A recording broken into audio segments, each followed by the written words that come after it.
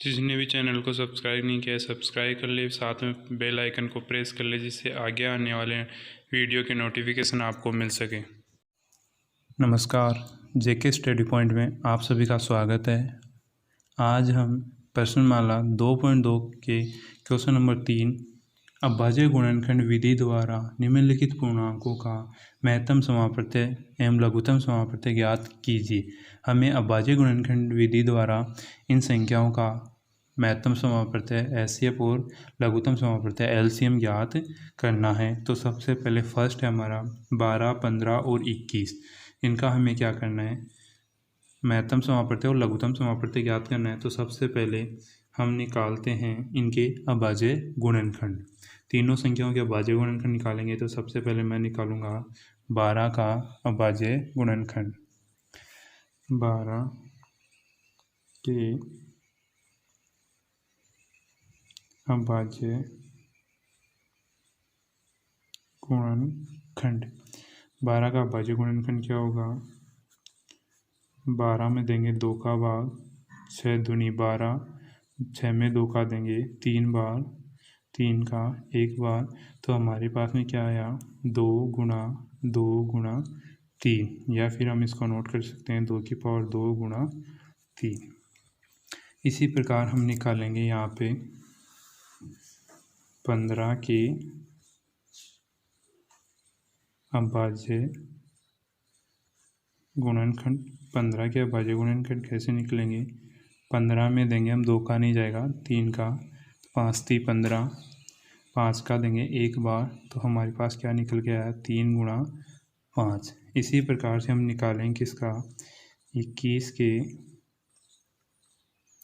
अभाज्य गुणनखंड। इसका निकालेंगे तो हमारे पास में 21 का देंगे 3 का भाग देंगे 21 में, तो 7 या 21, 7 एकम 7। हमारे पास में गुणनखंड निकल के आएगा 3/7। हम नोट कर लेंगे 12 के अभाज्य गुणनखंड। 12 के जो हमारे पास में अभाज्य गुणनखंड आए, 2 की पावर 2 गुणा 3। 15 के अभाज्य गुणनखंड, 15 के कितना है, 3 गुणा 5। और 21 के अभाज्य गुणनखंड 3 गुणा 7। ये हमारे पास में क्या आ गए, अभाज्य गुणनखंड आ गए। अब हम सबसे पहले क्या निकालेंगे, हम निकालते हैं एलसीएम। तो 12, 15 व 21 का एलसीएम। एलसीएम निकालने के लिए क्या करेंगे, एलसीएम निकालने के लिए हम अभाज्य गुणनखंड की अधिकतम घात लेंगे। तो यहाँ पे लिखेंगे तीनों संख्याओं के अभाज्य गुणनखंड की अधिकतम घात लेने पर। तो तीनों गुणनखंड की अधिकतम घात लेंगे हम। तो हमारे पास में जो एलसीएम आएगा, तो उसके लिए हम क्या करेंगे, सबसे पहले 12 की अधिकतम घात 2 की पावर 2, 3 की अधिकतम घात 3, 5 की अधिकतम घात 5 और 7 की अधिकतम घात 7। तीनों में एक एक है तो एक ले ली। 2 की अधिकतम घात 2 है, 5 की अधिकतम घात 5 और 7 की अधिकतम घात 7। तो हमारे पास में क्या आएगा, 2 दूनी 4 गुणा 3 गुणा 5 गुणा 7। अब हम इसको गुणा करेंगे, 4 3 12, 5 7 35, और 12 और 35 को गुणा करेंगे तो हमारे पास में आएगा 420। ये तो आ गया हमारा क्या, एलसीएम। अब हम निकालते हैं 12, 15 व 21 का एचसीएफ। तो 12 और 15, 21 का एचसीएफ निकालने के लिए हम क्या करेंगे, तीनों संख्याओं की क्या करते हैं, एचसीएफ निकालने के लिए न्यूनतम घात लेंगे तीनों संख्याओं के अभाज्य गुणनखंड की न्यूनतम घात लेने पर। ये घात हम किसकी लेते हैं, दोनों में उनके उभयनिष्ठ, जो उभयनिष्ठ आते हैं उनकी अधिकतम घात लेते हैं। जैसे इसमें दोनों में उभयनिष्ठ, तीनों में उभयनिष्ठ क्या आ रहा है, 3 आ रहा है, तो इसकी न्यूनतम घात क्या है, 1। अब इसमें क्या आ रहा है, अब इसमें एक चीज़ देखना जो सबसे काम की चीज़ है। अब यहाँ पे हमारे पास में 5 नहीं है, तो हम क्या मान सकते हैं, 5 की पावर 0 जिसका मान होता है 1। क्लियर। यहाँ पे हमारे पास में 2 नहीं है, तो 2 की पावर 0 ले सकते हैं, इसका भी मान 1 होगा। इसी प्रकार से इस पर भी क्या लिख सकते हैं, 0 की पावर 2। इसमें 7 नहीं है तो 7 की पावर 2, यानी सभी में 2 3, इसमें 7 नहीं है तो 7 की पावर 0, यानी 2 3 5, 2 3 5, और इसमें 5 नहीं है तो हमने सभी को इक्वल कर लिया। अब हम देखते हैं इसमें हमने अधिकतम घात ली थी, तो 2 की अधिकतम घात 0 है 2 की पावर 2। क्लियर। अब 3 की है, सभी में 1 है तो हमने 1 ले लिया। 5 की अधिकतम घात यहाँ पे 0, यहाँ पे 1, यहाँ पे 0, तो 1 हो गई अधिकतम। फिर हमने ली 7 की अधिकतम, तो 0 0, यहाँ पे क्या है 1, तो हमने अधिकतम घात ले ली। अब हम ऐसे अपनी न्यूनतम घात लेंगे, तो भाई 2 देखा हमने, 2 की पावर 2, इसकी न्यूनतम घात क्या होगी, 2 की पावर 0 है, तो हम यहाँ पे ले लेंगे 2 की पावर 0, गुणा करेंगे हम। अब हमारे पास में 3 है, 3 की पावर 1 है, तो हमने 3 ले लिया, 3 की पावर 1 ले लिया। फिर हमें न्यूनतम घात लेनी है 5 की, यहाँ पे 0, यहाँ पे 1, यहाँ पे 0, हमें न्यूनतम चाहिए, तो न्यूनतम क्या होगी, 5 की पावर 0 से। अब नेक्स्ट हमारा क्या है, 7, यहाँ पे 0, यहाँ पे 0, यहाँ पे 1, हमें न्यूनतम लेनी है, तो क्या हो जाएगा 0। तो इन तीनों का मान तो क्या हो जाएगा 1। तो अगर हम क्या नोट कर दें, 1 3 1 1, किसी भी संख्या का की पावर 0 तो 1 हो जाएगा। इस प्रकार से हमारे पास में क्या आ जाएगा 3। ये हमारा क्या हो गया, हमारा इन तीनों संख्याओं का एचसीएफ निकल गया। नेक्स्ट हमारा इसी का सेकंड है 24, 15 और 36 का हमें क्या निकालना है, महत्तम समापवर्त्य और लघुत्तम समापवर्त्य। तो सबसे पहले इन तीनों का क्या निकालेंगे, अभाज्य गुणनखंड। तो सबसे पहले हम 24 के अभाज्य गुणनखंड निकालते हैं।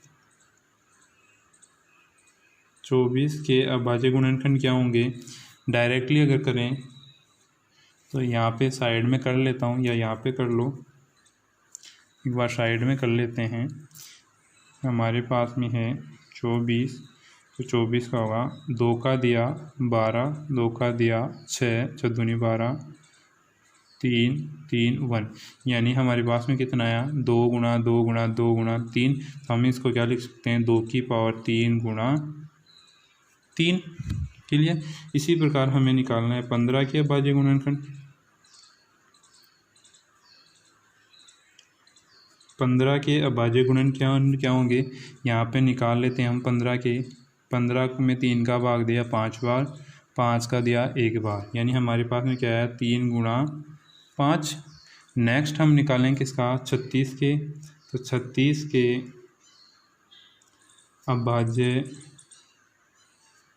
गुणनखंड, 36 के अभाज्य गुणनखंड निकालेंगे हम, तो कैसे निकलेंगे, 36 में 2 का देंगे 18 दूनी 36, 2 का फिर 18 में देंगे 9 दूनी 18, फिर 2 का नहीं जाएगा, 3 का जाएगा, 3 तिया 9, 3 एकम 3। तो हमारे पास में क्या है, 2 गुणा 2, तो 2 की पावर 2, 3 गुणा 3, तो गुणा 3 की पावर 2।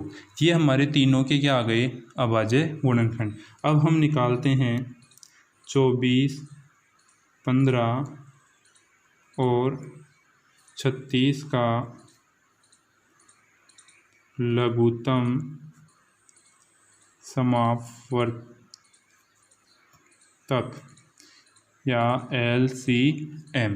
तो LCM निकालने के लिए हम क्या करेंगे, इन तीनों के अभाज्य गुणनखंड से यहाँ पे क्या लेंगे, लघुत्तम समापवर्त्य ज्ञात करना है तो हम इसकी अधिकतम घात लेंगे। तो तीनों संख्याओं के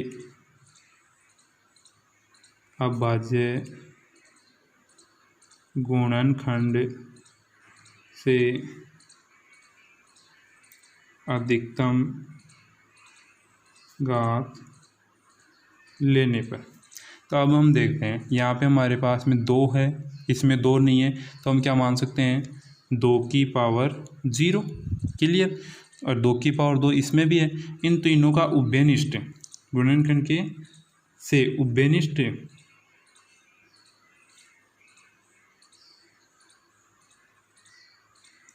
उभयनिष्ठ संख्या की अधिकतम घात लेंगे। तो हमारे पास में 2 यहाँ पे भी, यहाँ पे और यहाँ पे भी है। यहाँ पे 2 की पावर 2 है, 0 है, 3, तो अधिकतम घात क्या हो गई 2 की पावर 3 गुणा 3 इसमें है, 1 का है पावर, 3 की पावर 1 है, 3 की पावर 2, हमें अधिकतम लेनी है तो 3 की पावर 2 गुणा 5 इसमें नहीं है, इसमें है, इसमें नहीं है, तो हम इसमें क्या मान सकते हैं 5 की पावर 0 और इसमें क्या मान सकते हैं 5 की पावर 0। अधिकतम लेंगे तो 5 की पावर 1, तो 5 की पावर 1। अब इसको सॉल्व करेंगे तो हमारे पास में 2 की पावर 3, 2 दूनी 4, 4 दूनी 8, प्लस ये इंटू 3 तिया 9 इंटू 5। अब इसको सॉल्व करेंगे तो 9 अंटे 72 इंटू 5, 5 दूनी 10, 7 पंजू 35 और 1 36। जो लघुत्तम समापवर्त्य आएगा हमारा, जो एलसीएम आएगा वो हमारा कितना आएगा 360। अब हमें क्या निकालना है 24, 15 और 36 का एचसीएफ फाइंड आउट करना है। तो इसके लिए हम क्या करेंगे, तीनों संख्याओं की क्या लेंगे न्यूनतम घात लेंगे। तो तीनों संख्याओं के अभाज्य गुणनखंड की न्यूनतम घात लेंगे तो हमारे पास में 2 की पावर 3 है, 2 की पावर 2 है, 2 की पावर 0 है, तो हम ले लेंगे 2 की पावर 0। उसके बाद में हमारे पास में 3 की पावर 1 है, 3 की पावर 1 है, 3 की पावर 2, न्यूनतम लेनी है तो हम ले लेंगे 3 की पावर 1 गुणा 5 की पावर 0, 5 की पावर 1, 5 की पावर 0, न्यूनतम लेंगे तो 5 की पावर 0। तो अब हमारे पास में इसका मान 1, इसका मान 1, तो क्या आ जाएगा 3। तो इसका भी जो अभाज्य गुणनखंड होगा कितना होगा 3 होगा। इसी क्वेश्चन में तीसरा 17, 23 और 29 का हमें क्या निकालना है अभाज्य गुणनखंड निकालना है। तो सबसे पहले ये लघुत्तम समापवर्त्य और महत्तम समापवर्त्य निकालना है, तो अभाज्य गुणनखंड निकालेंगे। तो सबसे पहले 17 के अभाज्य गुणनखंड कितना होगा 17 का 17 गुणा 1 के लिए। 23 के अभाज्य गुणनखंड क्या होंगे 23 का क्या होगा 23 गुणा 1 के लिए। इसी प्रकार 29 के अभाज्य गुणनखंड कितना होगा 29 गुणा 1। अब हम निकालते हैं सबसे पहले 17, 23 और 29 का एलसीएम। एलसीएम निकालने के लिए हम क्या करेंगे अभाज्य गुणनखंड की अभाज्य गुणनखंड की अधिकतम घात लेने पर अधिकतम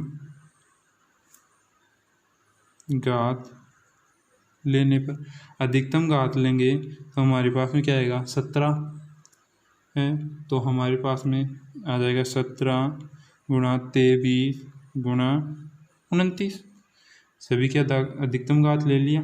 अब इनको गुणा करेंगे तो हमारे पास में आ जाएगा 11,339। क्लियर, इनको गुणा कर लेना।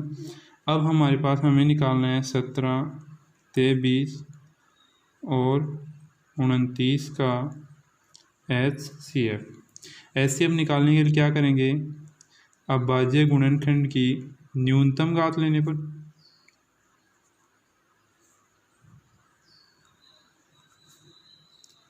दो तीनों में जो कॉमन आएगा उसकी न्यूनतम घात लेंगे। तो तीनों में कॉमन क्या है, एक है, तो इनका जो अभाज्य गुणनखंड का एचसीएफ होगा वो हमारा क्या होगा, एक होगा। सेम इसी प्रकार से हमारे पास में कौन सा आता है, फोर्थ वाला आता है। फोर्थ वाला क्या है, 6, 72 और 120 का हमें क्या निकालना है, लघुत्तम समापवर्ती और महत्तम समापवर्ती। तो सबसे पहले हम निकालते हैं 6 के अभाज्य गुणनखंड। 6 के अभाज्य गुणनखंड, 6 के अभाज्य गुणनखंड क्या होंगे, 2 गुणा 3, ठीक है। अब हम निकालेंगे 72 के अभाज्य गुणनखंड। 72 के निकालेंगे तो इस प्रकार से निकालेंगे, 72 में 2 का देंगे, 3 दूनी 6, 6 दूनी 12, 2 का देंगे, 2 एकम 2, 8 दूनी 16, 9 दूनी 18, 3 का देंगे 3 बार, 3 एकम 3। तो हमारे पास में क्या है, 2 की पावर 3 गुणा 3 की पावर 2। क्लियर, यहाँ से हमने निकाल लिया। अब हम निकालेंगे 120 के अभाज्य गुणनखंड। 120 का कैसे निकलेगा, 120 में 2 का देंगे, 6 दूनी 12, 2 का देंगे, 30 दूनी 60, 2 का देंगे, 15 दूनी 60, 15 दूनी 30, 3 का भाग देंगे 15 में, तो 5 3 15, 5 एकम 5। हमारे पास में क्या आएगा, 2 गुणा 2 गुणा 2 गुणा 3 गुणा 5। इसको किस प्रकार लिख सकते हैं, 2 की पावर 3 गुणा 3 गुणा 5। अब हम निकालेंगे 6, 72 और 120 का एलसीएम। एलसीएम निकालने के लिए हम क्या लेते हैं, अधिकतम घात लेते हैं। तो इन में अधिकतम घात क्या होगी, 2 की पावर 3, तो हमने ले ली 2 की पावर 3 गुणा, इसमें 3 की पावर 1, 3 की पावर 1, 3 की पावर 1, अधिकतम लेनी है 3 की पावर 2 और 5, 2 की पावर 3, 8 गुणा 9 गुणा 5, 9 अंटे 72 गुणा 5, 72 को 5 से करेंगे तो 360। अब हमें क्या निकालना है, एचसीएफ निकालना है। तो 6, 72 और 120 का एचसीएफ निकालने के लिए क्या लेंगे, न्यूनतम घात लेंगे। तो 2 की न्यूनतम घात क्या है, 1, तो हमारे पास में आ गया 1। 3 की न्यूनतम घात कितनी है, 1 गुणा 3, तो इनको गुणा करेंगे तो 6 हमारा, इन 3 6 72 120 का एचसीएफ क्या आएगा, 6 आएगा। नेक्स्ट है हमारा 5th नंबर, 40, 36 और 120 का हमें लघुत्तम और महत्तम समापवर्ती ज्ञात करना है। तो हम सबसे पहले इनका अभाज्य गुणनखंड निकालेंगे।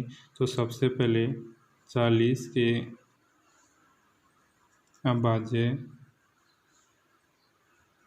गुणनखंड, 40 के अभाज्य गुणनखंड क्या होंगे, इस तरफ निकाल लेते हैं हम।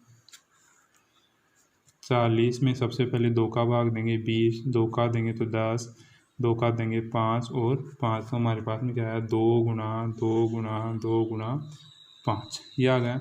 इसको घातांक के रूप में लेंगे, 2 की पावर 3 इंटू 5। अब हम निकालें किसका, 36 के हमें क्या निकालने हैं, अभाज्य गुणनखंड।